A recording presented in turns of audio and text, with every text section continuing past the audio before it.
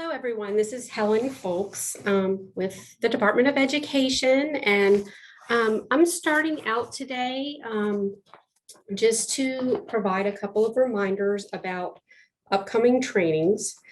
There will be a child nutrition emergency operating cost during COVID-19 training on Tuesday, April the 27th at 1:00 p.m.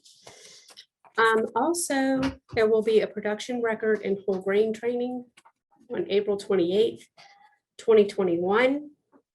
And there will be a hurricane preparedness training on Tuesday, May the 4th, 2021. And last, a nutrition support monthly Zoom call will be provided on May 6th, 2021. Please make sure that you register for these on louisianafitkids.com.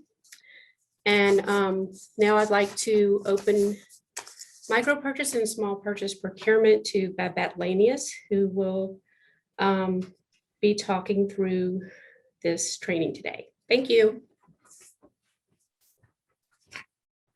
Good afternoon, everyone. Today we're going to discuss small procurement. Micro purchase we're going to talk about first. Micro purchasing is a tool that SFAs can use to purchase food, supplies, or services with a value of $10,000 or less. This method is generally used for occasional activities such as harvest of the month, sampling new products, trying out a vendor, or as we all know, emergency purchases.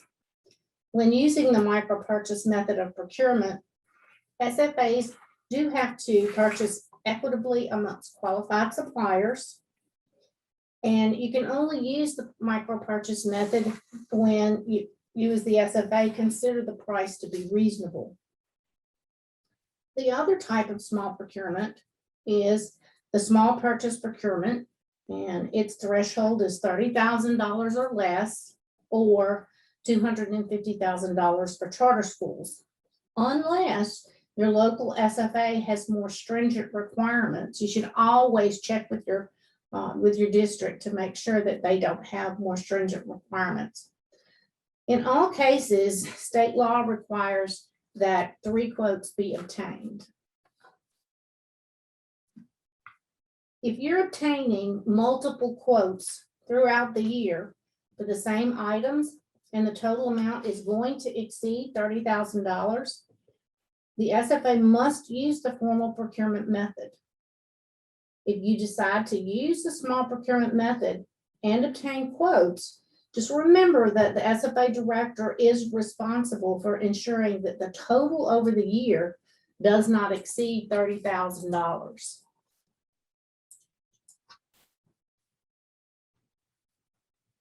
The state has some recommendations for purchasing. Although not mandatory, public entities seeking contracts for purchases of material and supplies for less than $1,000 should consider, as part of good public policy requiring governmental accountability, they should obtain at least 3 verbal quotes. For purchases less than $10,000, but greater than $1,000, prudent practice does suggest obtaining at least 3 written quotes, though the law does not require it. So let's start talking about the micro purchase method. There are several benefits of the micro purchase method. Micro purchasing allows districts to react quickly to changing markets and urgent needs. It's also useful to small districts where purchases may fall under that $10,000. Before contacting a supplier to make purchases, districts should perform market research to understand what a reasonable price is for the product that they're trying to purchase. Micro purchases may be especially useful when purchasing local products. Perhaps a district is committed to purchasing a variety of products seasonally and has built that flexibility into their menu to enable the district to purchase small quantities of produce when local farmers might have a surplus. The micro purchase method is not to be used to avoid proper procurement. If a micro purchase procurement is used several times in a year for the same product or products, it's likely that the small purchase method should have been used.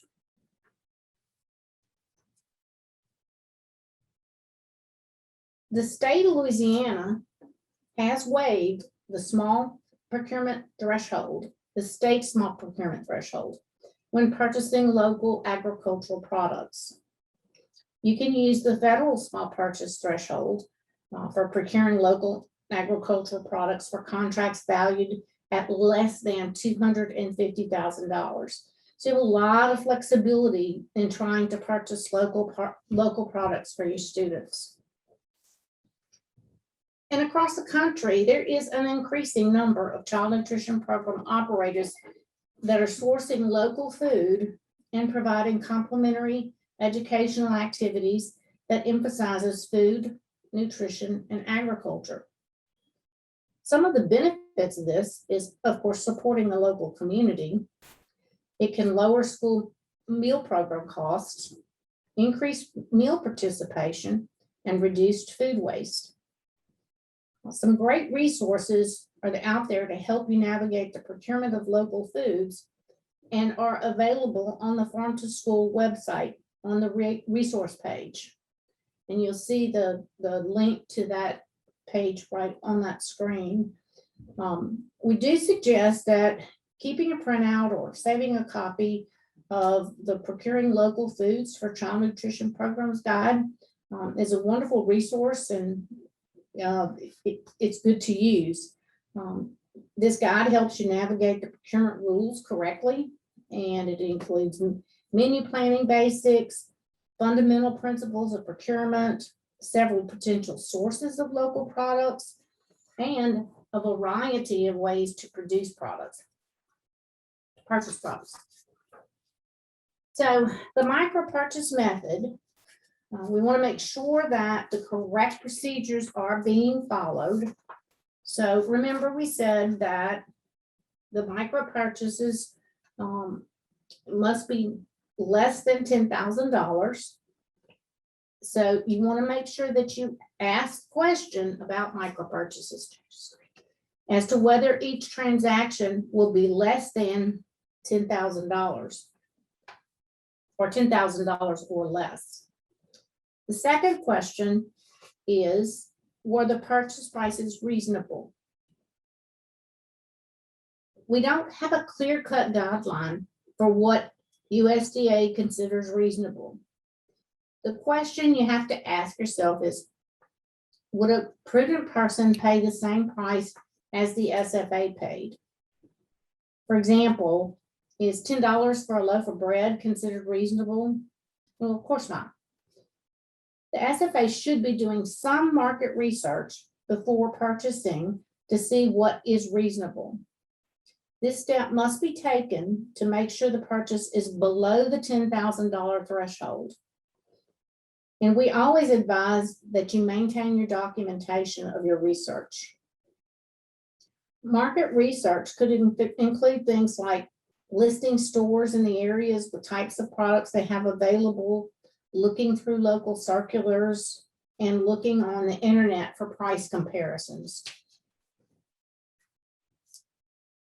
The final question is, based on a review of your invoices and receipts, is the SFA compliant with the use of the micro purchase method? You can determine this by looking at the invoices and receipts and determining if the purchases were equal to or less than $10,000, if the purchase seems reasonable, and were the purchases spread equitably among vendors. The use of the micro purchase method is one of our major findings we have on procurement reviews, because SFAs do not spread the wealth amongst qualified suppliers. Now, we do have an exception to spreading the wealth, and that would be when the SFA or a site is in a small town that has only one grocery store and the next closest grocery store is 30 miles away. If this is the case, it should be reflected in your procurement plan that the next local grocery store is 30 miles away. Remember that purchase orders or charge accounts cannot be used as a reason to purchase from only one vendor. USDA has clarified this, and I know that there are some SFAs that do have one vendor because of charge accounts, and USDA has determined that that is not allowable. So let's do an activity.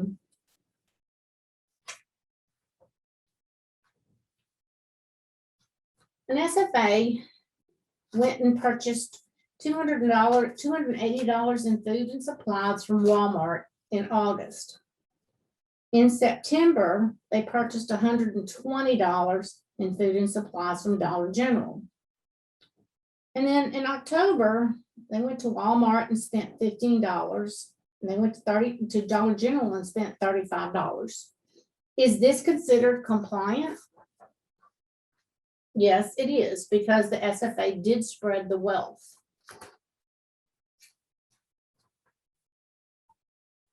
Would this be compliant? The SFA made one purchase for printing applications for $2,354.78. There was no other printing purchases during the year. Would this be compliant? Yes, it is compliant because the SFA only made one purchase. If printing services had been needed later in the year, a different vendor would have needed to be used.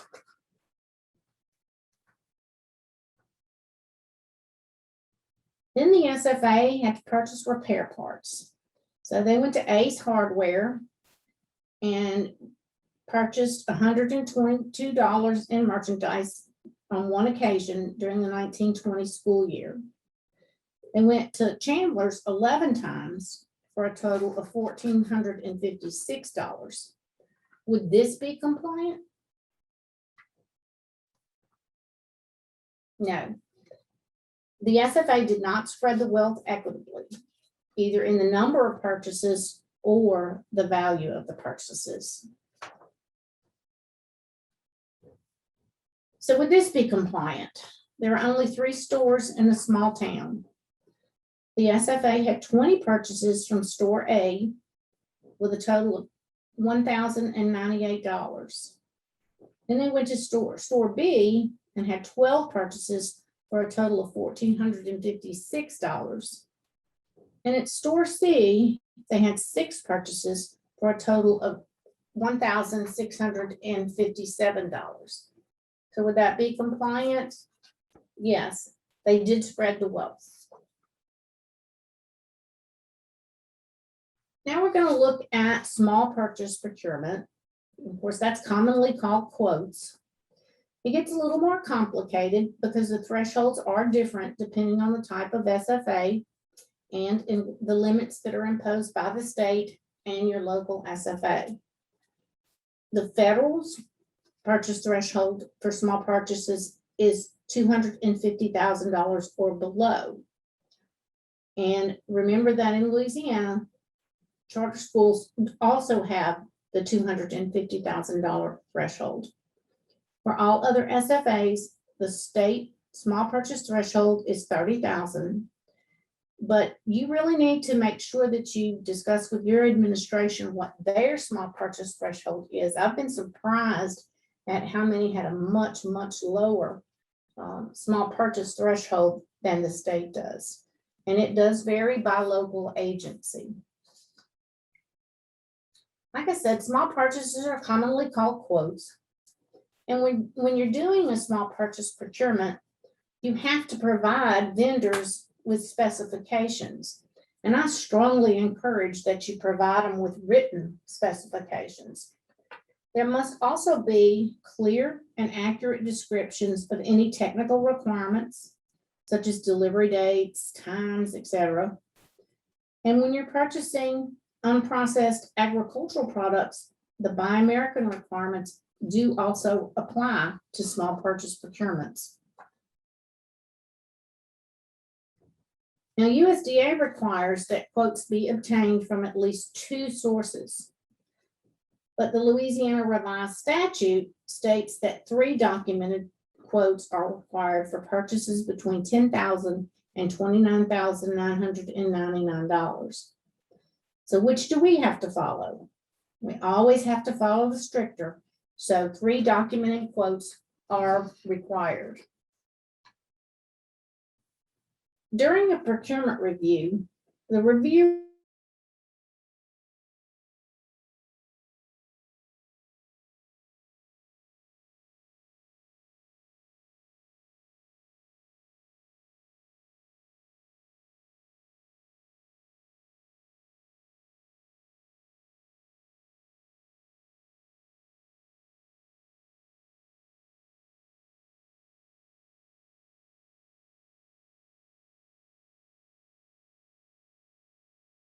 can be Amazon though. And one quote was obtained from the only local company providing the service. Would this be compliant?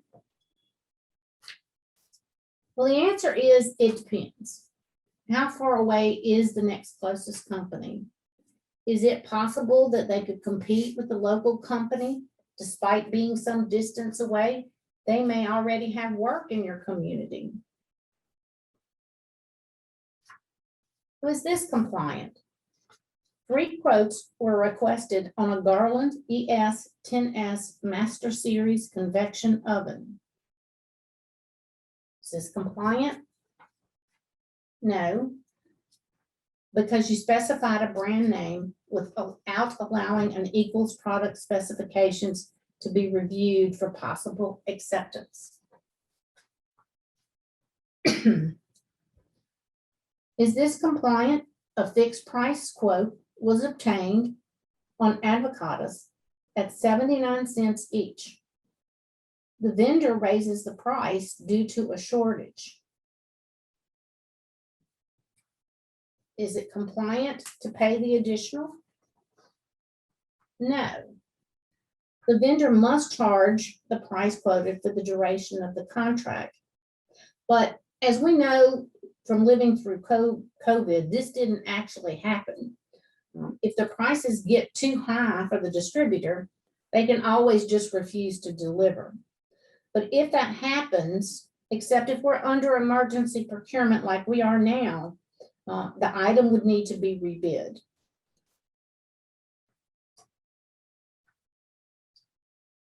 The Buy American certification form was not provided as required with a quote for produce. Would this be compliant? No.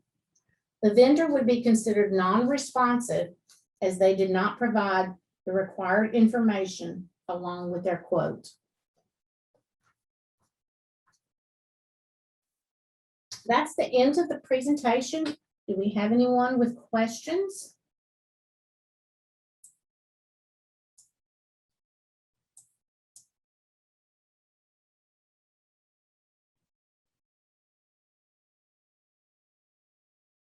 Looks like we have no questions in the chat. So, but always feel free to call one of us at the state agency. We will be happy to answer any questions that you have concerning any type of procurement. So if there are no questions, we'll bid you a good afternoon.